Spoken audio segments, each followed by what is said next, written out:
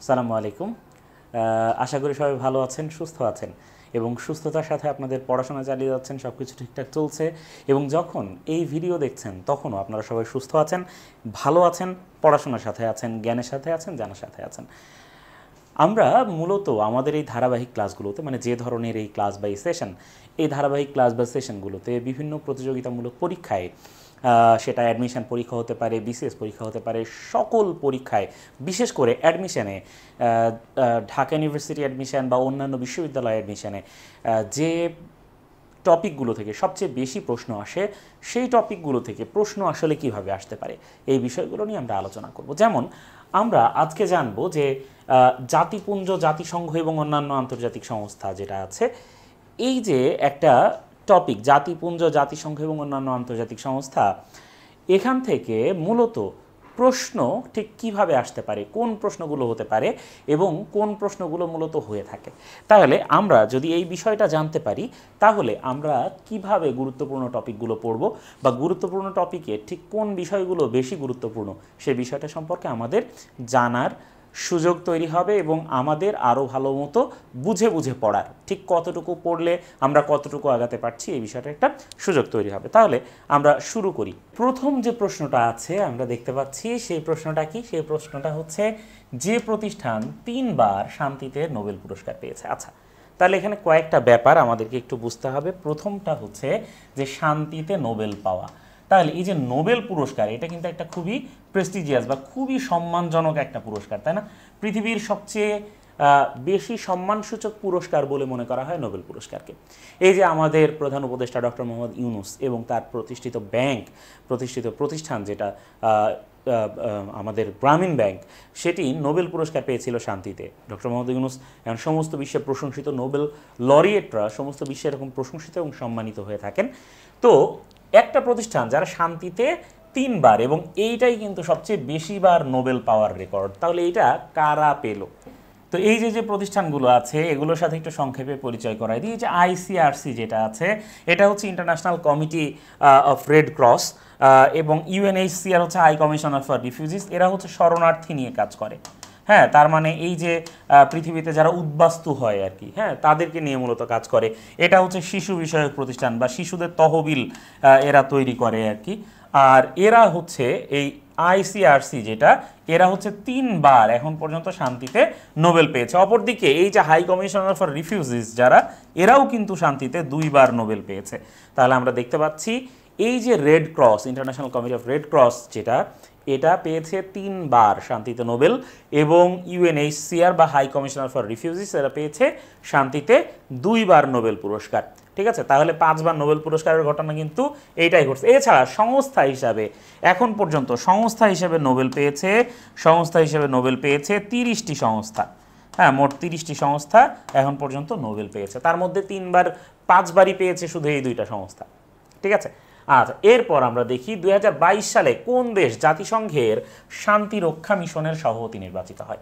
আমরা জানি যে জাতিসংঘ শান্তিরক্ষা মিশন, এটা একটা গুরুত্বপূর্ণ ব্যাপার।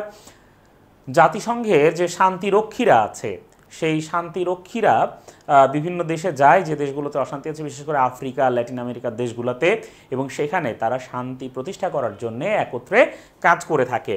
তাহলে 2022 সালে কোন দেশ জাতিসংঘের শান্তিরক্ষা মিশনের সভাপতি নির্বাচিত হয়েছিল? আমরা জানি বাংলাদেশ 2022 সালে জাতিসংঘের শান্তিরক্ষা মিশনের সভাপতি নির্বাচিত হয়েছিল। কারণ এই যে আমাদের যে বাংলাদেশ আছে, এই বাংলাদেশ কিন্তু পরপর অনেকগুলো বছর ধরে জাতিসংঘে সবচেয়ে বেশি সৈন্য প্রেরণকারী দেশগুলোর মধ্যে একদম প্রথম দিকে ছিল। ঠিক আছে, এরপর আমরা দেখি টেকসই উন্নয়ন লক্ষ্য। টেকসই উন্নয়ন লক্ষ্য মানে হচ্ছে সাস্টেইনেবল ডেভেলপমেন্ট গোলস। তার মানে এইবার হয়তো আপনারা অনেকেই চিনতে পারতেছেন না ভাইয়া। আচ্ছা, এসডিজি হচ্ছে সাস্টেইনেবল ডেভেলপমেন্ট গোলস বা টেকসই উন্নয়ন লক্ষ্যমাত্রা।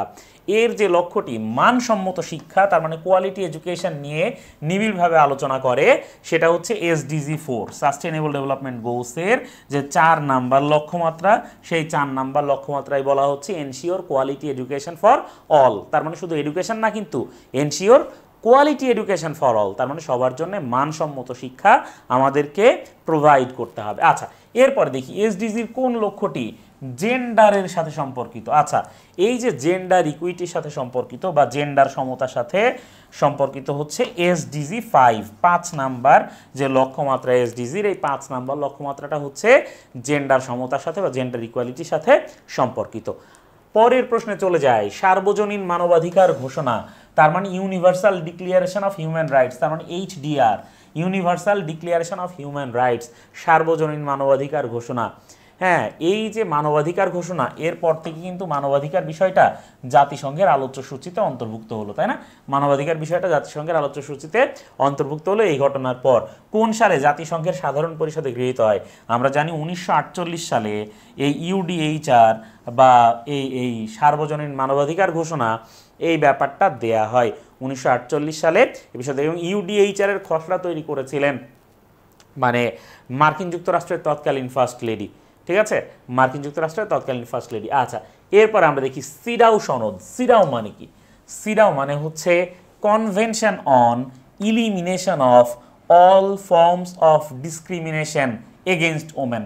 তাইলে convention on elimination of all forms of discrimination against women, তার মানে নারীদের বিরুদ্ধে সকল প্রকার বৈষম্য, নারীদের বিরুদ্ধে সকল প্রকার বৈষম্য দূর করার জন্য একটা কনভেনশন। তাইলে এটা মূলত একটা কনভেনশন যেটা কি করে, নারীদের প্রতি সকল প্রকার বৈষম্য এরা দূর করে, নারীদের প্রতি সকল প্রকার বৈষম্য এরা দূর করে। তাহলে এইটা মূলত নারী অধিকার নিয়ে কাজ করে, আমরা বুঝতে পারছি এটা কি করে, নারী অধিকার নিয়ে কাজ করে থাকে। তাহলে সিডাও হচ্ছে মূলত নারী অধিকার নিয়ে কাজ করে থাকে।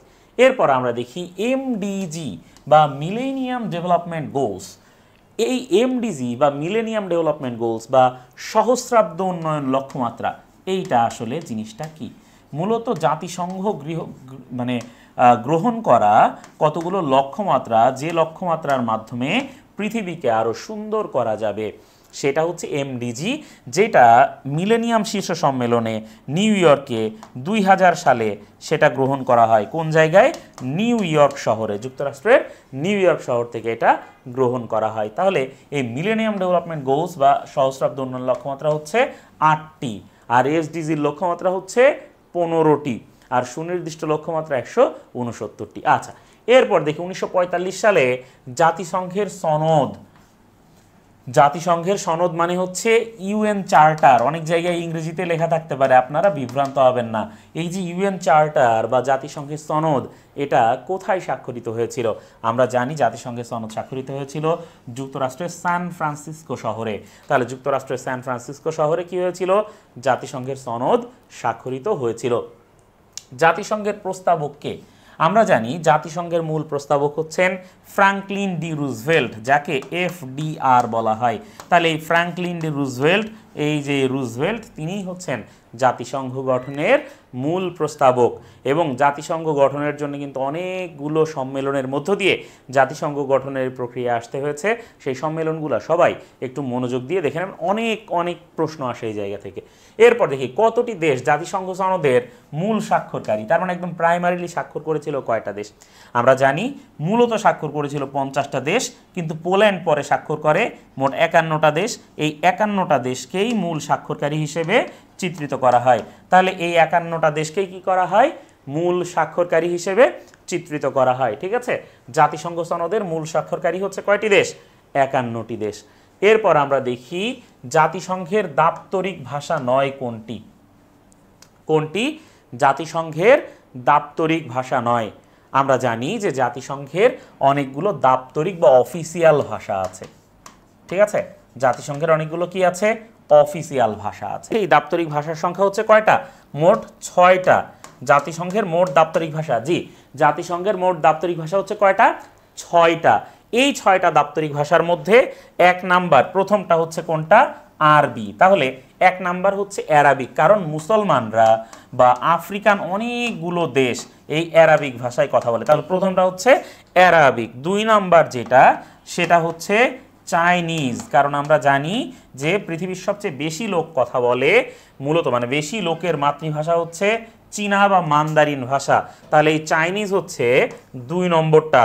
3 নম্বরটা হচ্ছে ইংলিশ, কারণ আমরা জানি যে ইংরেজি হচ্ছে প্রকৃত একদম আন্তর্জাতিক ভাষা, তাই না? কারণ ইংলিশে প্রচুর মানুষ ইংরেজিতে আলাপ করে থাকে। এরপরে আমরা জানি ফ্রেঞ্চ বা ফরাসি ভাষা, যেটা এইটা কিন্তু একটা আন্তর্জাতিক ভাষা এবং জাতিসংঘেরও এটা দাপ্তরিক ভাষা। 5 নাম্বার যে ভাষাটা সেটা হচ্ছে রাশিয়ান বা রুশ। হ্যাঁ, এই রুশ ভাষা এইটাও জাতিসংঘের দাপ্তরিক ভাষা। কেন? কারণ এই যে যুক্তরাজ্যের ভাষা হচ্ছে ইংরেজি, এই কারণে ইংরেজি। ফ্রান্সের ভাষা হচ্ছে ফ্রেঞ্চ, রাশিয়ার ভাষা হচ্ছে রুশ। এগুলো সবই হচ্ছে জাতিসংঘের স্থায়ী পরিষদের সদস্য। এই যে চাইনিজ, হ্যাঁ, চীনের ভাষা হচ্ছে চাইনিজ। এই জন্যে এরা হচ্ছে মানে এগুলো হচ্ছে কমন, ঠিক আছে? এছাড়া আর একটা ভাষা আছে যেটা হচ্ছে স্প্যানিশ। হ্যাঁ, স্প্যানিশ ল্যাটিন আমেরিকার বেশিরভাগ দেশ এই স্প্যানিশ ভাষায় কথা বলে এবং এই জন্যে স্প্যানিশ ভাষাটাও এর অন্তর্ভুক্ত। তাহলে আমরা দেখছি আরবি অফিসিয়াল ভাষা, স্প্যানিশ অফিসিয়াল ভাষা, রাশিয়ান স্প্যানিশ ভাষা, কিন্তু জার্মান অফিসিয়াল ভাষা নয়। কেন নয়? কারণ দ্বিতীয় বিশ্বযুদ্ধে জার্মানি ছিল পরাজিত শক্তি, আর পরাজিত শক্তির কথা কেউ মনে করে না, ঠিক আছে? পরাজিত শক্তির কথা কেউ মনে করতে চায় না, এটাই হচ্ছে মূল ঘটনা। এরপর দেখি 12 নাম্বার, জাতিসংঘভুক্ত রাষ্ট্রসমূহের সর্বোচ্চ কূটনীতিকদের কি বলা হয়? এটা ট্রিকি একটা প্রশ্ন, ঠিক আছে? আমরা জানি যে জাতিসংঘের যে রাষ্ট্রগুলো আছে তাদের সর্বোচ্চ কূটনীতিকদের বলা হয় অ্যাম্বাসেডর। কিন্তু যারা কমনওয়েলথভুক্ত রাষ্ট্রসমূহের যারা অ্যাম্বাসেডর, সর্বোচ্চ কূটনীতিক যারা, তাদেরকে বলা হয় হাই কমিশনার। তাহলে বাংলাদেশে নিযুক্ত যে যুক্তরাজ্যের যিনি অ্যাম্বাসেডর তাকে বলা হবে হাই কমিশনার, ঠিক আছে? কিন্তু বাংলাদেশে নিযুক্ত কমনওয়েলথের সদস্য নয় এমন কোনো দেশ, যেমন কথার কথা সৌদি আরব যদি আসে, তার যিনি সর্বোচ্চ হবেন তিনি হবেন অ্যাম্বাসেডর। কিন্তু ব্রিটেনের যিনি হবেন তিনি হবেন কি, বা ইংল্যান্ডের মানে যুক্তরাজ্যের ইউকের যিনি হবেন তিনি হবেন হাই কমিশনার। তাহলে হাই কমিশনার হচ্ছে কমনওয়েলথভুক্ত রাষ্ট্রসমূহের সর্বোচ্চ কূটনীতিবিদ, আর জাতিসংঘের ভুক্ত রাষ্ট্রসমূহের সর্বোচ্চ কূটনীতিকটা হচ্ছে অ্যাম্বাসেডর। এরপরে আমরা দেখি এজেন্ডা 21, একটা গুরুত্বপূর্ণ ব্যাপার। এজেন্ডা 21, আপনারা হয়তো অনেকেই এজেন্ডা 21-এর নাম শুনেছেন, আপনারা জানেন কিনা জানি না। এই এজেন্ডা 21 এটা একটা গুরুত্বপূর্ণ ব্যাপার, এবং এজেন্ডা 21 বেসিকলি কিন্তু ওই যে জাতিসংঘের যে উন্নয়ন লক্ষ্যমাত্রা আছে না, টেকসই উন্নয়ন লক্ষ্যমাত্রা বা সাস্টেইনেবল ডেভেলপমেন্ট গোলস, এই সাস্টেইনেবল ডেভেলপমেন্ট গোলস বা জাতিসংঘের এই উন্নয়ন কর্মসূচিকে আরও প্রমোট করার জন্য, আরও শক্তিশালী করার জন্য এজেন্ডা 21 হচ্ছে কি একটা এজেন্ডা, যেটা মূলত গ্রহণ করেছে জাতিসংঘ। তার মানে এসডিজি বা সাস্টেইনেবল ডেভেলপমেন্ট গোলস কিভাবে বাস্তবায়িত করা হবে বা কিভাবে বাস্তবায়িত হবে সেই বিষয়টাই মূলত জাতিসংঘ এজেন্ডা 21-এর মাধ্যমে নিশ্চিত করেছে, ঠিক আছে? তাহলে এজেন্ডা 21 হচ্ছে জাতিসংঘের গৃহীত একটা ব্যবস্থা। এরপরে আমরা দেখি জাতিসংঘের নিরাপত্তা পরিষদের মোট অস্থায়ী সদস্য সংখ্যা কত। আমরা জানি জাতিসংঘের যে নিরাপত্তা পরিষদ, এই নিরাপত্তা পরিষদের অপর নাম হচ্ছে স্বস্তি পরিষদ। তাহলে নিরাপত্তা পরিষদের অপর নাম কি? স্বস্তি পরিষদ। এই যে নিরাপত্তা পরিষদের যে অপর নাম হচ্ছে স্বস্তি পরিষদ, এই নিরাপত্তা পরিষদের অপর নাম হচ্ছে স্বস্তি পরিষদ। এই স্বস্তি পরিষদ বা নিরাপত্তা পরিষদের মোট সদস্য সংখ্যা হচ্ছে 15টা। মোট সদস্য হচ্ছে 15টা। তার মধ্যে 10টা হচ্ছে অস্থায়ী, 10টা হচ্ছে কি? 10টা হচ্ছে অস্থায়ী সদস্য। তাহলে মোট 10টা হচ্ছে এটার অস্থায়ী সদস্য, আর 5টা হচ্ছে স্থায়ী সদস্য। 5টা হচ্ছে স্থায়ী। কোন 5টা স্থায়ী আমরা জানি, যে 5টা স্থায়ী এই যে ইউকে, ইউএসএ, চায়না, রাশিয়া এবং ফ্রান্স, এই 5টা হচ্ছে কি জাতিসংঘের নিরাপত্তা পরিষদের স্থায়ী সদস্য। আর বাদ বাকি 10টা 2 বছরের জন্য, অস্থায়ীরা কি হয় 2 বছরের জন্য মনোনীত হয় বা নির্বাচিত হয়। এরপরে আমরা দেখি 15 নম্বর যে প্রশ্ন, আন্তর্জাতিক আদালত। আন্তর্জাতিক আদালত মানে হচ্ছে মূলত ICJ, international court of justice, আন্তর্জাতিক ন্যায় বিচার আদালত। এর অবস্থান হচ্ছে নেদারল্যান্ডের হেগ শহরে, যেটাকে বলা হয় দা হেগ। দা হেগ হচ্ছে কোন জায়গার? নেদারল্যান্ডের শহর। তাহলে নেদারল্যান্ডের শহরের নাম হচ্ছে দ্য হেগ। নেদারল্যান্ডের দ্য হেগ শহরে পিস প্যালেসে আন্তর্জাতিক আদালতের সদর দপ্তর অবস্থিত। এর পরের প্রশ্ন আমরা দেখি 16 নম্বর প্রশ্ন, জাতিসংঘের বর্তমান মহাসচিবকে? আমরা জানি জাতিসংঘের বর্তমান মহাসচিব হচ্ছে অ্যান্তোনিও গুতেরেস। জাতিসংঘের বর্তমান মহাসচিবকে অ্যান্তোনিও গুতেরেস। কোন দেশের উনি? পর্তুগালের। উনি মূলত কোন দেশের? পর্তুগালের। এরপরে আমরা দেখি যে সাস্টেইনেবল ডেভেলপমেন্ট গোলস এর সময়কাল কত? এই যে সাস্টেইনেবল ডেভেলপমেন্ট গোলস বা টেকসই উন্নয়ন লক্ষ্যমাত্রা এর সময়কাল হচ্ছে 2016 থেকে 2030, 15 বছর। এসডিজির লক্ষ্যমাত্রা ছিল 2000 থেকে 2015 পর্যন্ত। 2000 থেকে 2015 পর্যন্ত ছিল এমডিজির লক্ষ্যমাত্রা, মিলেনিয়াম ডেভেলপমেন্ট গোলসের লক্ষ্যমাত্রা। আর এই 15 বছর এটা হচ্ছে এসডিজির লক্ষ্যমাত্রা 2016 থেকে 30। এর মধ্যে 17টি মানে লক্ষ্যমাত্রা এবং এবং এবং 169টি সুনির্দিষ্ট লক্ষ্যমাত্রার জন্য এই এসডিজি কাজ করে যাবে, সাস্টেইনেবল ডেভেলপমেন্ট গোলস যেটা, এরা কাজ করে যাবে। আচ্ছা, এরপরে দেখি ইয়াল্টা কোন দেশের শহর? ইয়াল্টা হচ্ছে ইউক্রেনের শহর। ইয়াল্টা কৃষ্ণ সাগরের তীরবর্তী একটা দেশ। কৃষ্ণ সাগরের তীরবর্তী একটা দেশ হচ্ছে ইউক্রেন, এবং ইউক্রেনের একটা শহর হচ্ছে ইয়াল্টা, যেটা একদম কৃষ্ণ সাগরের পাড়ে অবস্থিত। এই ইয়াল্টা শহরেই কিন্তু ভেটো প্রদান করার ক্ষমতা দেওয়া হয়েছিল, জাতিসংঘের স্থায়ী পরিষদের সদস্যদেরকে ভেটো প্রদান করার ক্ষমতা দেওয়া হয়েছিল ইউক্রেনের ইয়াল্টা শহর থেকে। তারপরে আমরা দেখি আইএলও কত সালে প্রতিষ্ঠিত হয়? আইএলও ইন্টারন্যাশনাল লেবার অর্গানাইজেশন, যেটা এই আইএলও কত সালে প্রতিষ্ঠিত হয়? আমরা জানি যে আইএলও এটা হচ্ছে জাতিসংঘের শ্রম সংস্থা। আইএলও হচ্ছে জাতিসংঘের কি? জাতিসংঘের শ্রম সংস্থা। এই আইএলও বা ইন্টারন্যাশনাল লেবার অর্গানাইজেশন এটা প্রতিষ্ঠিত হয় 1919 সালে। জাতিসংঘের এই লেবার অর্গানাইজেশন প্রতিষ্ঠিত হয় 1919 সালে। জাতিসংঘের শ্রম বিষয়ক সংস্থা হচ্ছে আইএলও। 20 নম্বর এবং শেষ প্রশ্ন, কোন সংস্থা বিশ্ব ঐতিহ্য এলাকা ঘোষণা করে? বিশ্ব ঐতিহ্য এলাকা বা ওয়ার্ল্ড হেরিটেজ সাইট, তাই না? ওয়ার্ল্ড হেরিটেজ, এই যে ওয়ার্ল্ড হেরিটেজ সাইট ঘোষণা করে হচ্ছে মূলত ইউনেস্কো। ইউনেস্কো হচ্ছে জাতিসংঘের এডুকেশন, সায়েন্স এবং কালচারাল অর্গানাইজেশন। এই ইউনেস্কো হচ্ছে ওয়ার্ল্ড হেরিটেজ সাইট ঘোষণা করে। যেমন আমাদের সুন্দরবন, তাকে ওয়ার্ল্ড হেরিটেজ সাইট ঘোষণা করেছে কে? ইউনেস্কো। এটা ইউনেস্কোর কাজ, সারা পৃথিবীর যত ওয়ার্ল্ড হেরিটেজ সাইট আছে সেটা ইউনেস্কো ঘোষণা করে। আচ্ছা, তো এই ছিল মোটামুটি জাতিসংঘ থেকে আসা বা জাতিসংঘ থেকে আসতে পারে এই কি ধরনের প্রশ্ন আসতে পারে, এটার মোটামুটি একটা ধারণা। আমরা আরও কয়েকটা সেটে, আরও কয়েকটা সেশনে, আরও কয়েকটা ভিডিওতে এরকমই জাতিসংঘ, অন্যান্য সংস্থা সহ আরও যে গুরুত্বপূর্ণ টপিকগুলো আছে সেই টপিকগুলো ক্রমান্বয়ে কভার করব। আশা করা যায় যে অ্যাডমিশনের জন্যে যারা অনেক দুশ্চিন্তায় আছো, সাধারণ জ্ঞান নিয়ে এই মুহূর্তে, তাদের জন্যে এই সেশনগুলো, এই ক্লাসগুলো খুব খুব খুব খুব গুরুত্ব পাবে এবং তাদের সক্রিয় অংশগ্রহণে এই ক্লাসগুলো সর্বোচ্চ সাফল্য পাবে। সবাই ভালো থাকবেন, সুস্থ থাকবেন। আবার দেখা হবে পরবর্তী ক্লাসে। তার আগ পর্যন্ত বিদায়। আল্লাহ হাফেজ।